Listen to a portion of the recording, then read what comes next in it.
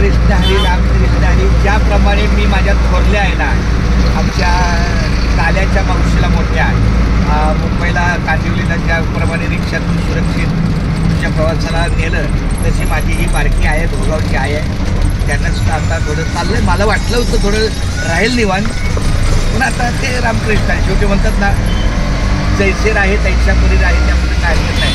पण माझ्या आईला विनंती आहे की तुझ्याच लेकाचं घर आहे, कधी पण यायचं, मोकळं व्हायचं. 4, 8, 15 दिवस आम्हाला असं वाटलं होतं की आता माझी सासूबाई घरी आहे तर निवांत ती पण करायची, तू पण करायचे. परंतु काय असेल, तिला तिच्या नातीची आठवण, नातवाचं आठवण, बारकं बाळ आहे, तर त्यामुळं थोडंसं जरी प्रेम असलं तरी पण शेवटी घरातल्या कुटुंबाचा, तिला पण त्या बाळांना पण आपली आई बघायला पाहिजे, म्हातारे आहे. त्यामुळे खूप तर चांगली गोष्ट आहे. अशा पद्धतीने आमच्या आईला आम्ही आता बघू पनवेल डेपोला किंवा रेल्वे स्टेशनला जसं सोपं होईल तसं. रामकृष्ण हरी.